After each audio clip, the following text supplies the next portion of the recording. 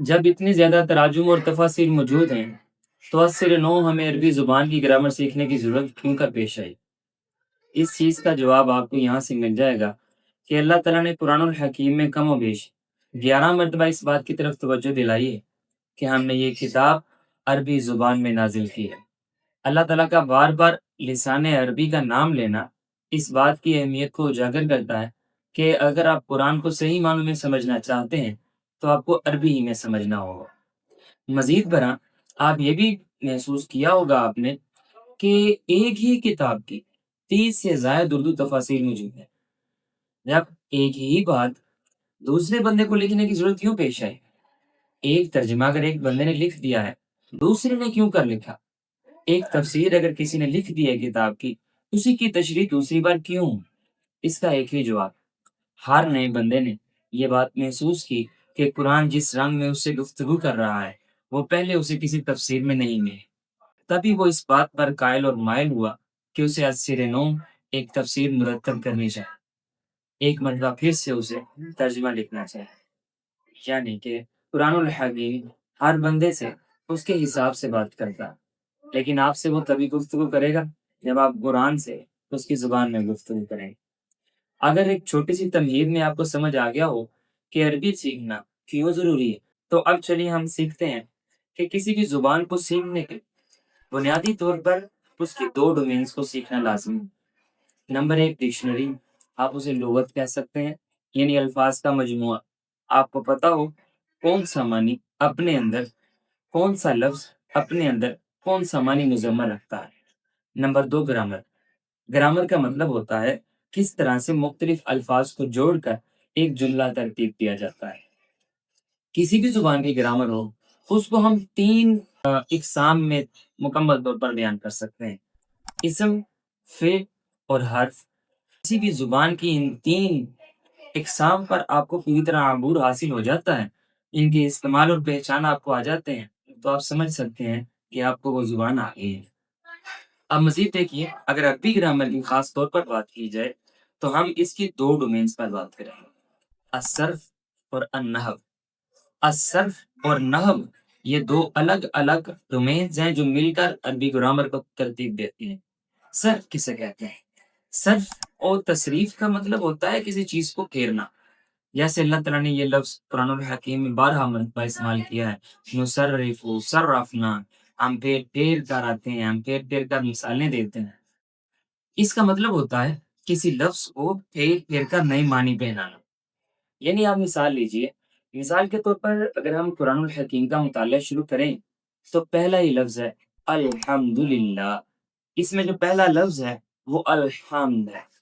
الحمد کے اندر اگر آپ روٹ ورڈ ڈھونڈنا چاہیں تو وہ ہا، میم اور دال کا مشتمل ہے حمد۔ اسی حمد سے پھیر پھیر کر ہم کئی الفاظ بنا سکتے ہیں۔ مثال کے طور پر حمد کا مطلب ہوتا ہے تعریف کرنا، شکر کرنا۔ اب یہ 2 معنی اپنے اندر رکھتے ہوئے اب آپ حمد سے حامد بنا دیں تو اس کا مطلب ہوگا تعریف کرنے والا، شکر کرنے والا۔ آپ اسی حمد سے حمدہ بنا دیں، اس کا مطلب ہوگا کوئی ایک شخص ماضی میں کسی شخص کی یا کسی اینٹی کی تعریف کیا کرتا تھا یا اس نے کسی کا شکر ادا کیا۔ اسی سے آپ لفظ محمود بنا دیں تو اس کا مطلب ہو جائے گا کوئی ایسی اینٹی، کوئی ایسی شخصیت جس کی حمد کی گئی ہے، جس کی تعریف کی جاتی ہے، جس کا شکر ادا کیا جاتا ہے۔ اسی سے اگر آپ یحمدو بنا دیں تو اس کا مطلب ہوگا کوئی ایک شخص اس وقت حال میں کسی کا شکر کر رہا ہے، کسی کی تعریف کر رہا ہے، یا پھر کوئی ایک شخص مستقبل میں کسی کی تعریف اور کسی کا شکر کرے۔ اگر ہم اس سے نحمدو بنا دیں، اس کا مطلب ہے ہم تعریف کرتے ہیں، ہم کسی کا شکر ادا کرتے ہیں۔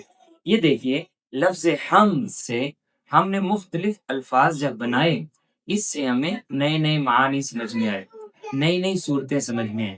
اسے عربی میں صیغہ کہتے ہیں، یعنی کہ حمدہ، یحمدو، نحمدو، تحمدو، حامدن، محمودن، یہ تمام کے تمام عربی کے صیغے ہیں۔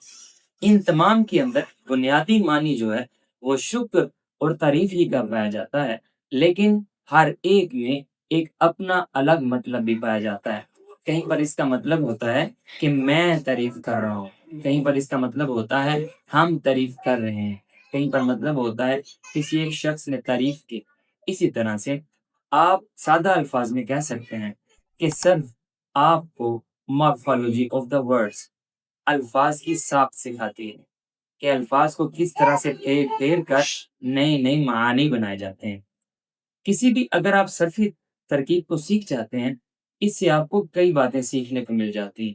آپ کو پتہ چل جاتا ہے کہ یہ زمانہ حال کی بات ہو رہی ہے یا گزرے ہوئے زمانے کی بات ہو رہی ہے۔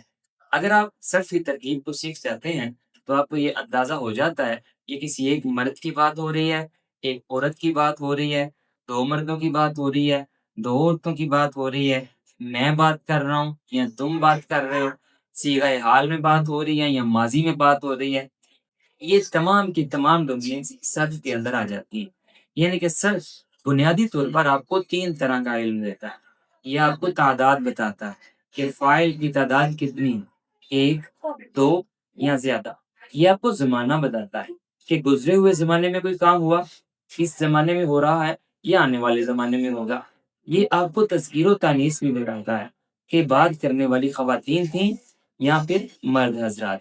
اس طرح سے اگر آپ کو صرف کا ہلکا پھلکا نالج ہو گیا ہے، یہ فی الحال پہلے قدم پر ہم الصرف ہی کو سیکھیں گے، اس کے ساتھ ہم دوسرے قدم پر جا کے نحو کو بھی سیکھیں گے۔ آپ نحو کو کہہ سکتے ہیں سینٹیکس، کہ الفاظ میں کہ جملے میں کسی لفظ کی پوزیشن کیا ہے۔ میں آپ کو ایک مثال سے سمجھاتا ہوں۔ مثال کے طور پر ہم اگر کہتے ہیں رأیت محمدن، میں نے محمد کو دیکھا، تو یہاں پر محمدن کے آخر پہ 2 زبر بتا رہی ہے کہ محمد نے نہیں دیکھا بلکہ محمد کو دیکھا ہے۔ ایک اور میں آپ کو مثال دیتا ہوں، جاء محمدن، محمد آیا۔ آپ نے دیکھا کہ محمدن اور محمدن آخر پر پیش یا زبر آنے سے محمد ایک مرتبہ فاعل یعنی سبجیکٹ اور ایک مرتبہ مفعول یعنی آبجیکٹ ہو گیا۔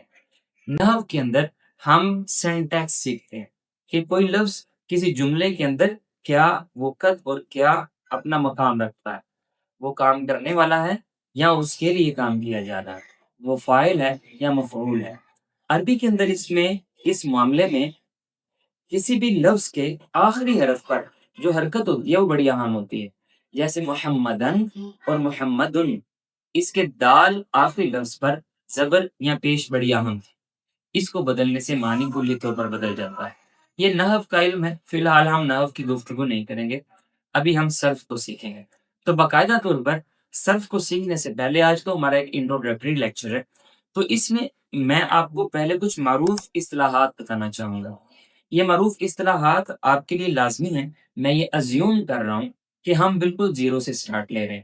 ممکن ہے پہلے 1-2 لیکچر میں آپ کو کچھ ایسی باتیں ملیں جو آپ کو لگتا ہو یہ آلریڈی مجھے پتا ہے، حالانکہ میں نے عربی گرامر کورس نہیں کیا۔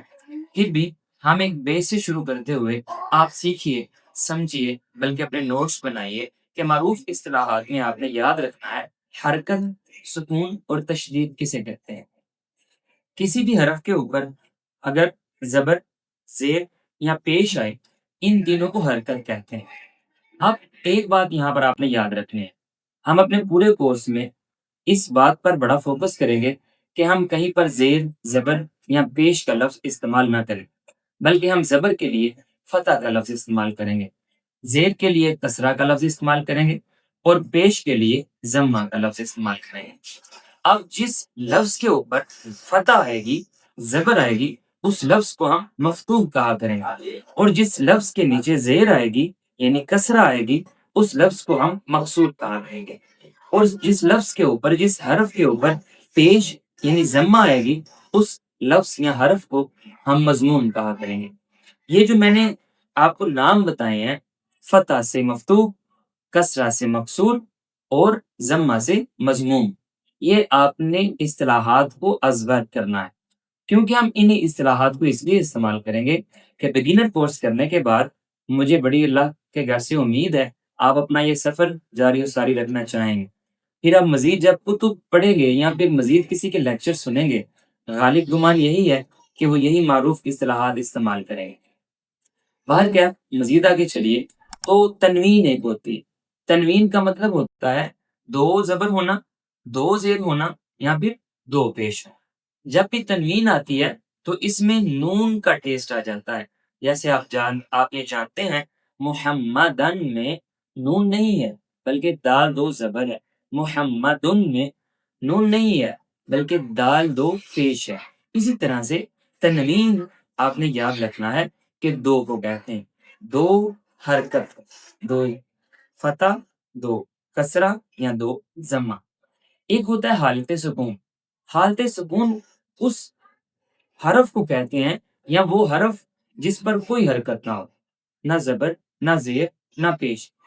اگر کسی پر تینوں میں سے کوئی بھی حرکت نہ پائی جائے ہم کہتے ہیں یہ حرف حالت سکون میں۔ ایک لفظ ہوتا ہے شد، ایک کنسیپٹ ہوتا ہے شد، جس کے اوپر شد آ جائے اسے مشدد کہتے ہیں۔ عام طور پر اس کو اس طرح سے لکھا جاتا ہے جیسے کہ ترشول، تین ٹانگیں اوپر کو، لیکن اس کا ریئل محفوظ یہ ہوتا ہے جب کوئی حرف دو مرتبہ ایک ساتھ آ جائے تو اس کو ہم ایک ہی مرتبہ لکھ کر اس پر شد ڈالتے ہیں۔ مثال کے طور پر ایک لفظ ہے 30ویں سپارے کا آغاز ہوتا ہے عما یتساءلون۔ یہ جو لفظ ہے نا عما، یہاں پر بنیادی طور پر میم دو مرتبہ ہے۔ جہاں پر بھی کوئی حرف دو مرتبہ پڑھا جائے تو اس کے اوپر شد ڈال دی جاتی ہے۔ ایک پہلی مرتبہ وہ حالت سکون اور دوسری مرتبہ وہ حالت حرکت میں ہوتا ہے، متحرک ہوتا ہے۔ یعنی اب تک ہم نے سیکھا کوئی لفظ مشدد تب ہوتا ہے جب اس پر شد پائی جائے، کوئی حرف متحرک تب ہوتا ہے جب اس پر حرکت پائی جائے، کوئی حرف ساکن تب ہوتا ہے جب اس پر سکون پایا جائے، جس کو عام طور پر جزم بھی کہتے ہیں، اور یہ بالکل دال کی طرح یا بعض اوقات گول دائرے کی طرح لکھا جاتا ہے۔ تو آج انٹروڈکٹری کلاس میں ہم نے الصرف کی صرف ناؤ ہاؤ جاننے کی کوشش کی کہ یہ ہوتا کیا، یہ کیسے ہوتا ہے۔ اس کو باقاعدہ طور پر ہم کل سے سیکھیں گے، لیکن کل تک کے لیے آپ نے یہ اصطلاحات کو ازبر کرنا ہے، ان کے نوٹس بنانے ہیں۔